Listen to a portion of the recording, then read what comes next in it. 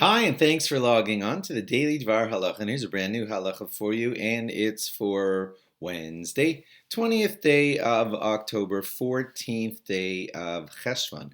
Today we're going to talk about the halacha about making brachos on chewing gum. Yes or no? And what about after the chewing gum? Here goes.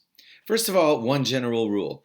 The rule in our Torah is that you're not allowed enjoyment of any product, food type of product, without first making a bracha. So even a small amount of eating still warrants a bracha before it. That's going to be a very important halacha because there's a very small amount of eating done when you chew a piece of chewing gum, right?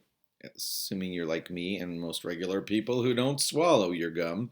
So you're just getting a little bit of flavoring and some ingredients, natural flavors going down into maybe some sugar going down into your mouth and stomach.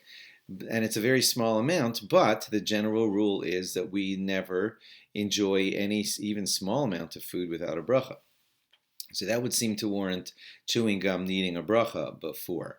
There's sugar in the gum sometimes, there's flavoring in the gum, and that's going into your mouth and stomach, and therefore there should be a bracha before chewing gum. I should, before I continue, tell you that different rabbis have different opinions on this. I'm giving you the whole rundown of the opinion of Rabbi Moshe Leibovitz, who writes those wonderful books called Halachically Speaking. So I'm pretty much following his opinion here that chewing gum needs a bracha before because there's sugar in it or there's flavoring in it. You're tasting it, you're enjoying it, and it's going down into your stomach. And even small enjoyments that go down into you need a bracha. And he says that he bases this on a chazal which says that if a person were to chew on a stick that's sweet and sweetness goes into his mouth and stomach, he needs a bracha. According to Rabbi Leibowitz, it's the same thing with chewing gum.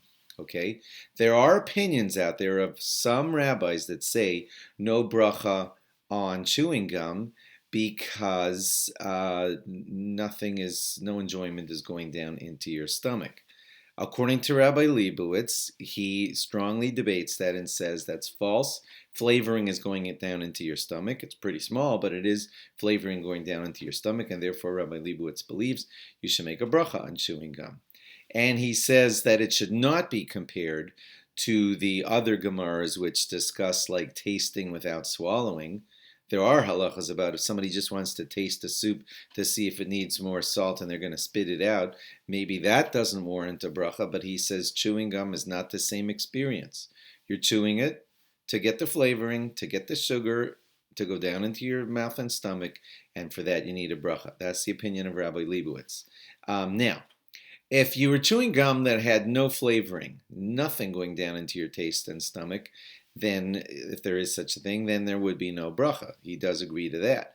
That's because if there's really no flavoring, no taste, no sugar, nothing going down into your mouth and stomach, then it would not get a bracha. And he adds in this cute little thought, if somebody's chewing on something just because it's good for his teeth, I don't know, it's a cleansing thing, or he thinks it's good for his teeth, but no flavoring, no eating, no taste, no flavoring, nothing going down into the stomach, then no bracha. And lastly, one more fact on chewing gum, no bori nefashos at the end of chewing gum because you don't have enough ingestion. For that, you need like a goodly amount of it, and when you chew gum, you're not getting that much in you that you need to make a bori nefashos at the end of the chewing of the gum.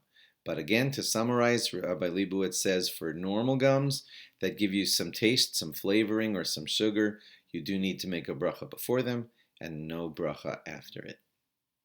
Just want you to know, some other rabbis disagree, but I'm going with his opinion. It's a rather prevalent opinion, and we'll conclude there. Thanks for logging on. Log on again tomorrow for more. Bye-bye.